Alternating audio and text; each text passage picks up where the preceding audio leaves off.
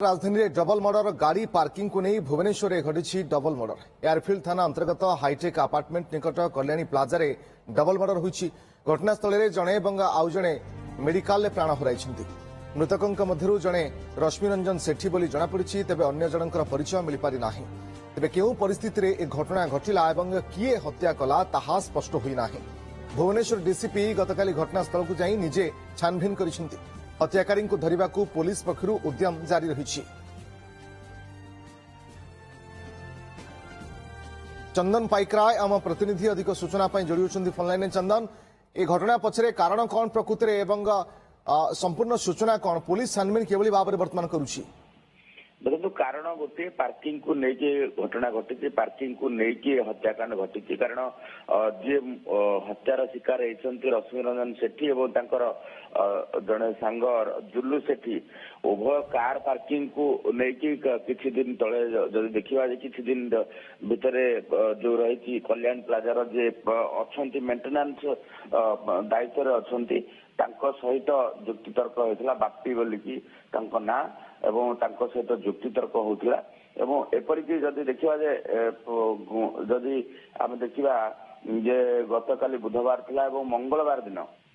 हाथाहाथी परिस्थिति होता गतकाली जेहेतु रश्मिरंजन सेठी निज कारटी को कल्याण प्लाजा आगे पार्किंग करके मार्केटिंग करने को जाते से समय बापी आसिक सहित बचसा करथिला जो उत्क्षिप्त होगी रश्मिरंजन बापी को गोटे चटकणा पकड़े परवर्ती समय बापी सहयोगी को डकई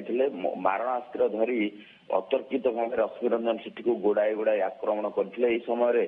जुल्लू सेठी और आउ जड़े सहयोगी अर्थात आउ जड़े सांग अटकैवाई चेष्टा करते जुल्लू सेठी को आक्रमण करते आउ जड़े युवक को आक्रमण करते तीन जन को गुरुतर अवस्था जितेबले जो रही मारणास्त्र हाणी पकड़े से घटनास्थल रश्मिरंजन सेठीर मृत्यु घटी जुल्लू सेठी जे गुरुतर अवस्था कैपिटल हॉस्पिटल को फरवर्ड होते कैपिटल हॉस्पिटल प्राणहानि घटी अन्य जड़े गुरुतर एवं भी अच्छा तेणु ये डबल मर्डर घटना आउ जड़े जखम अच्छा तेणु एभली क्षेत्र में घटना खबर पाइबा पर जेहेतु ये घटना घटुला लोक मैंने आतंकित हो जाते लोक मैंने परवर्ती समय पुलिस को खबर देते घटनास्थल में एयरफिल्ड थाना पहुंची एयरफिल्ड थाना पहुंचा पर अभियुक्त मैंने फेरार हो जाती तत्सहित जदि देखा लोक मैंने जेहेतु भयभीत होते गोटे प्लाटून फोर्स मुतयन रही चापा उत्तेजना लगी रही पाट्रोलिंग व्यवस्था कड़ाकड़ी घटनास्थल में राति अधे भुवनेश्वर डीसीपी प्रतीक सिंह और स्पेशल स्क्वाड पहुंची खोजाखोजी आरंभ कर अभियुक्त मान किभली भाव गिरफ करेंगे सबुठ गुरुत्वपूर्ण कथा हूँ सामान्य पार्किंग को लेकिन दुईटी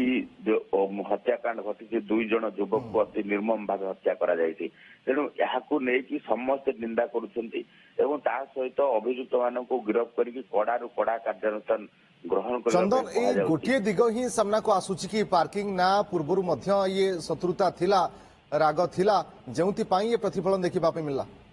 देखो पूर्व पार्किंग को लेकिन गंडगोल होता कार जो रही रश्मिरंजन सेठी कार पार्किंग को लेकिन गंडगोल होता आपण मैंने देखुए भुवनेश्वर रे एकाधिक लोक भड़ारे रोचंती निजर कार रही कौटी पार्किंग करेंगे ताकू नहीं जितेबाला रास्ता कड़े कौटी पार्किंग कर गेट कड़े पार्किंग कर पार्किंग को नहीं एभली भाव एक घटना घटी जहाँ बेस आश्चर्य लगुच दुई जनकर मृत्यु होईछि पुलिस ए बाबद रे वर्तमान तदंत आरंभ करछि निजे डीसीपी ए बाबद रे वर्तमान घटनास्थल पहुंची छानबिन आरंभ करछि बहुत बहुत धन्यवाद आपनको समस्त सूचना पाई चंदन।